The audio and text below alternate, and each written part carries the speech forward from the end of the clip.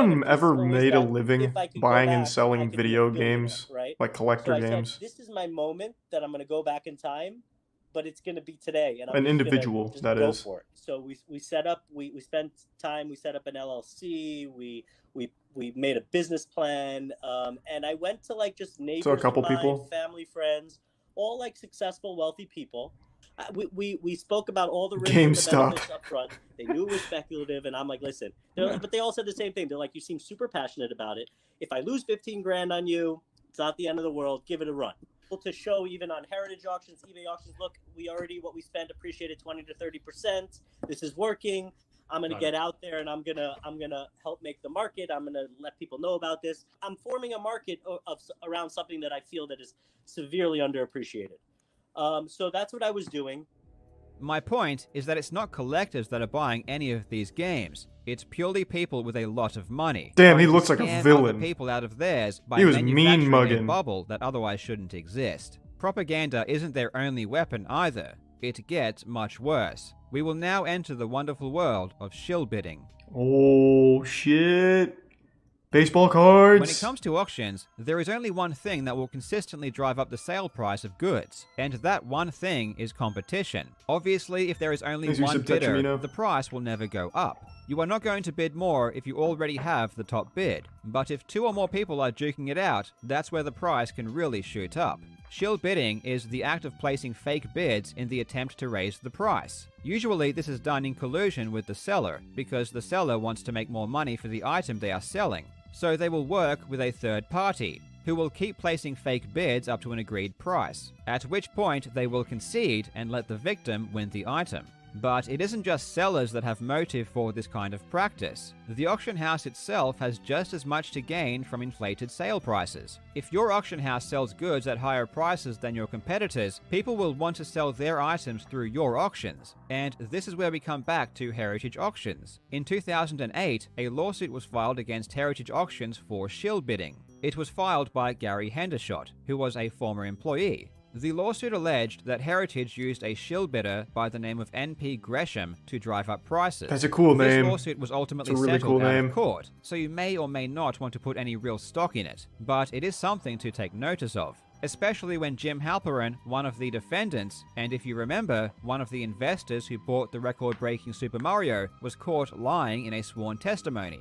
He originally claimed that MP Gresham didn't exist at all, but later had to admit they in fact did. If this lawsuit was the only claim of shill bidding, I might be less inclined to believe it, but the story doesn't end there. While I was researching for this video, I spoke at length with Pat the NES Punk, who is one of the most dedicated collectors of NES games I've there actually has heard of ever this guy been. before. He told me he was contacted by a comic book collector and seller whose father not only worked at Heritage Auctions, but was also friends with Jim Halperin. What he had to say was shocking, and Pat graciously connected us so we could talk. The collector, David Wilson, who founded and runs Collectors Comics, told me this.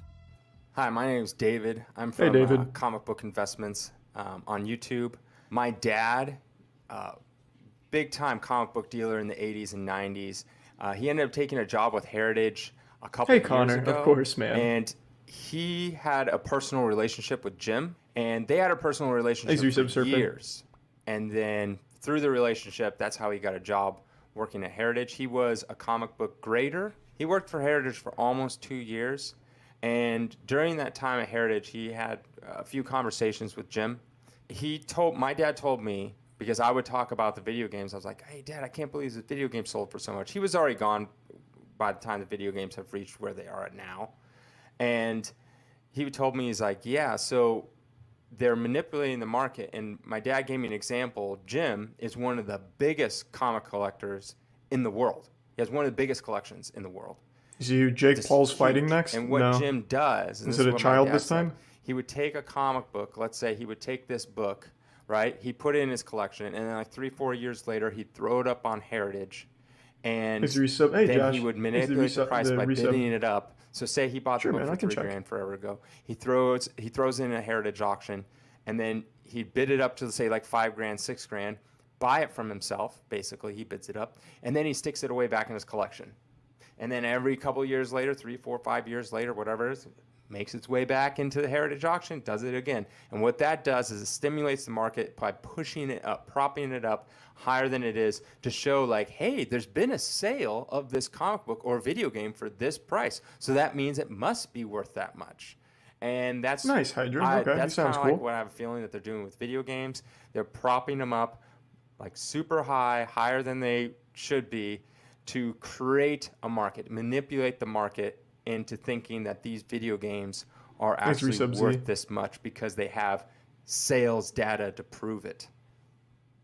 Has Heritage come If out with a this is statement? true, This video is then 3 everything days I old. currently know about Jim Halperin leads me to believe it probably is. The tactic definitely works. When items are sold at higher prices, it raises the perceived value of every similar item. It's even more effective if you purchase items at record prices. Every time a video game sells higher than ever before, the internet is flooded with articles advertising your auction house. For over 2 years, all we ever heard about was all of the insane prices that games were going for on Heritage auctions. Naturally, this makes people want to sell their games through Heritage as opposed to anywhere else. But with all of the reports of shield bidding, reports of buying their own items, and the intense secrecy of purchases, we don't know if Heritage Thanks, were Resub involved Zesty. in any of these record-breaking sales. This is why we also can't be sure of the recent $2 million purchase from Rally, as again, the ridiculous price, the secrecy, and the obvious motive make it very suspicious. Well, I think Jim it can be Halperin said with a isn't high the level of only certainty major that this player is a fucking seems to be using scam. his own platform to It's like personally literal fraud. benefit. It's time to take a closer Alleged look at What a Games fraud. and how some of the key figures in that business are using their positions for their own gain.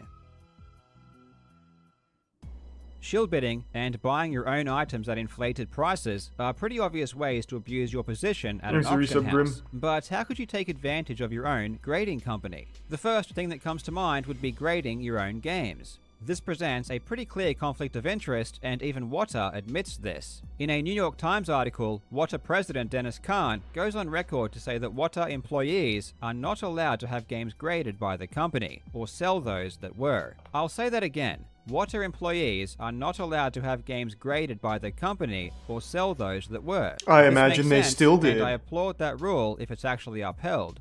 Now let's take a look at a transaction that occurred in 2019 between two gentlemen. The first is Dane Anderson. Dane is the founder of Nintendo Age, which hosted the largest community of retro video Thanks, game Resub Retro collectors Tyler. and enthusiasts on the internet. It also contained the most valuable database of information concerning retro games and what they were worth. Thanks, Retro. If you wanted to know anything about collecting, this would Congrats. be your first place to go.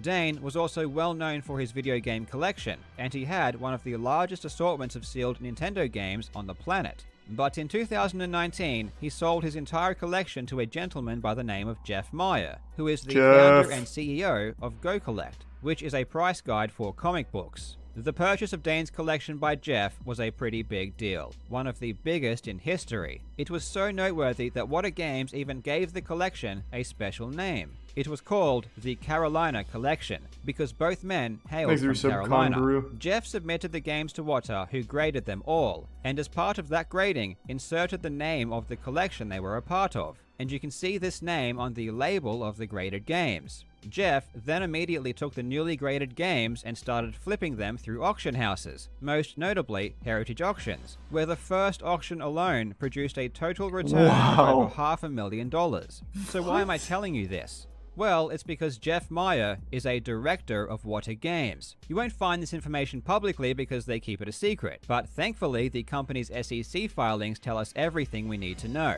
According to their own filings, Jeff Meyer is a director of the company. So what you have is the president of What a Games saying that employees are not allowed to grade or sell graded games, but meanwhile, a director of the company is grading his entire collection. But not just grading it in a special, privileged way by naming it, therefore increasing the value, and immediately selling them through auction houses at insane prices for profit. If the games in this collection were graded just like any other game, there would be nothing illegal about this. However, considering the fact that they were graded in a unique and special way, there is a very good argument to be made here for fraud, especially given that Jeff's relationship with What a Games was never disclosed to the public. But it gets even worse. Jeff Meyer also purchased Nintendo Age, which, as I mentioned, was the most valuable database This is very for big retro video brain. games. Jeff immediately shut it down. He also purchased the website Game Value Now, which is a price guide for video game sales. Now, I'm not a conspiracy theorist, but on the surface, it appears as though Jeff is trying to own and control the flow of information about the value of video games, which only ends up being more suspicious given his ties to Wata Games. Again, another huge conflict of interest. Jeff has never publicly admitted to being a part of Wata Games, and the way he talks about his relationship with Wata makes it seem like that's intentional. For example, in a blog post he wrote himself about his upcoming video game price guide, Jeff states, "Thanks to the great relationships with the awesome folks at Wata Games." He is talking in the third person about a company that he is a director of.